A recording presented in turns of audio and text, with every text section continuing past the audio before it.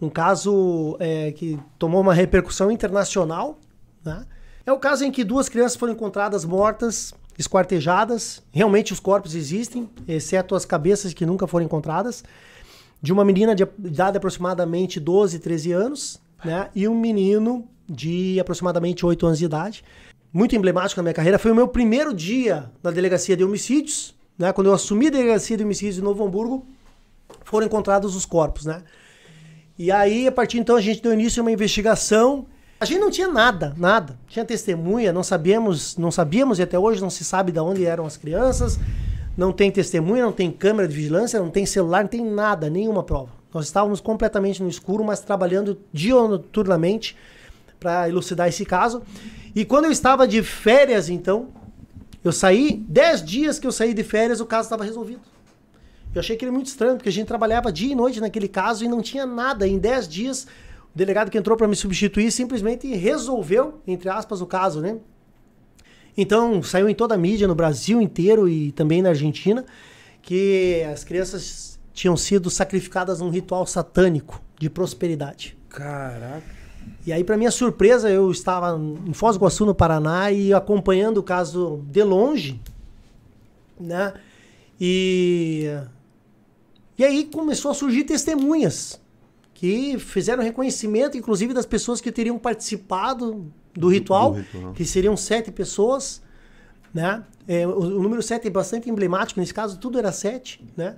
7 pessoas participaram, daí parte dos corpos foi encontrado, 7 dias depois foi encontrado outras partes dos corpos, e foi quando teve uma entrevista, né? Que inclusive está nas redes sociais aí, uma entrevista ao vivo, e eu acompanhei essa entrevista ao vivo, passou em todos os canais, SBT, Record, Band, na Globo, passou em todos os canais. Teve essa entrevista emblemática aí do delegado, dizendo que era um caso de ritual satânico e que então ele teve uma revelação divina. Eu lembro teve uma revelação disso, divina.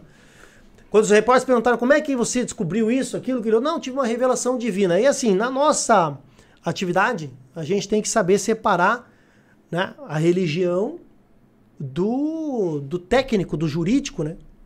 E quando ele falou que teve uma revelação divina, eu já assistindo a entrevista em Foz do Iguaçu, falei, bah...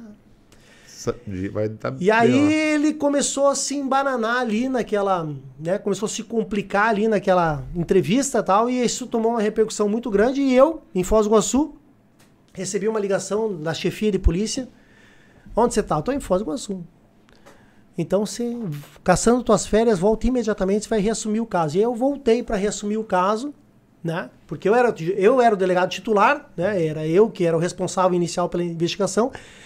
E aí, nós ficamos os dois trabalhando na investigação, porque ele tinha os profetas, né? Como ele dizia, são os profetas que diziam para ele o que tinha acontecido e tal. E eu achava que os profetas eram informantes, a polícia trabalha muito com informante. E aí eu perguntava, não, quem é o profeta, cara? Quem é esse informante aí, né? E aí esse profeta, esse informante, não, é da minha confiança, ele só fala pra mim, e realmente na polícia tem isso, o informante só fala pra quem ele confia, né? Uhum. E aí, então, me debrucei sobre esse inquérito e eu estudei o inquérito detalhadamente. Acho que eu li esse inquérito umas 1000 vezes, de folha a folha, 1000 vezes. Foi quando eu comecei a encontrar algumas incongruências no inquérito, né? E aí comecei a desconfiar. Mas a notícia já estava no ar, como se te fosse realmente um... Outra coisa só piorou, porque daí, além da notícia ir no ar, identificaram os 7 assassinos, né? E começaram a ser presos, um atrás do outro, né? E chegou um momento, inclusive, que a gente teve 5 suspeitos presos ali, né? E aí você imagina, há determinados crimes, pessoal, que nem bandido aceita.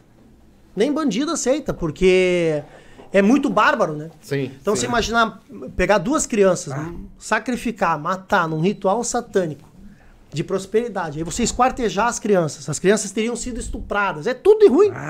Então essas pessoas que estavam presas estavam correndo alto risco de vida dentro do presídio, porque nem os bandidos aceitavam isso, né? E a chance deles morrerem lá dentro era grande, porque o crime era muito bárbaro, né? Como tinha sido contado.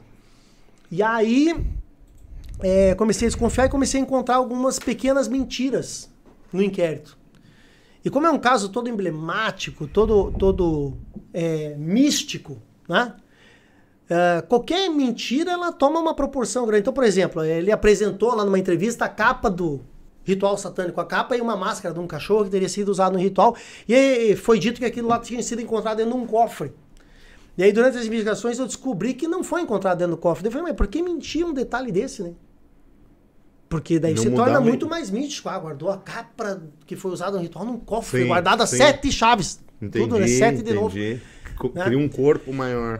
E aí algumas mentiras foram aparecendo assim e a investigação foi avançando até o dia que eu me toquei que era tudo mentira.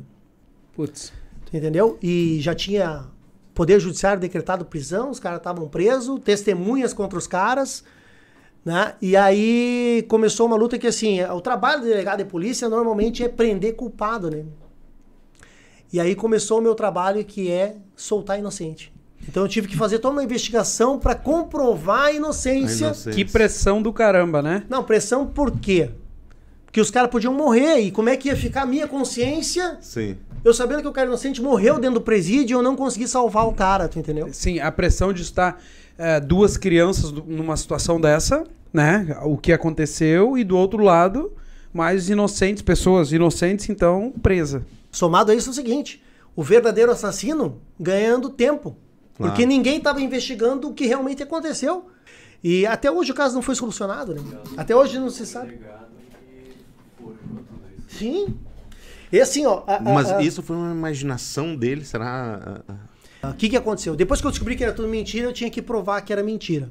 Depois eu tinha um problema, né? Porque é o seguinte, essas pessoas foram corrompidas. E como é que elas foram corrompidas? O delegado prometeu para elas, o delegado que inventou toda a história, né? Prometeu para elas, não, nós vamos te colocar no Protege, que é o Programa de Proteção à Testemunha. E lá você vai ter moradia, vai ter um salário, vai ter proteção policial. E as pessoas, as testemunhas que mentiram no processo, elas efetivamente ingressaram no Protege. E depois de mais de 2 horas de depoimento, eram 3 testemunhas chaves, né? Até que, afinal, já vi que vocês sabem tudo mesmo, é tudo mentira. E aí entregou. E eu menti porque foi o delegado que me prometeu. Eu falei, putz, então o delegado tá envolvido, né?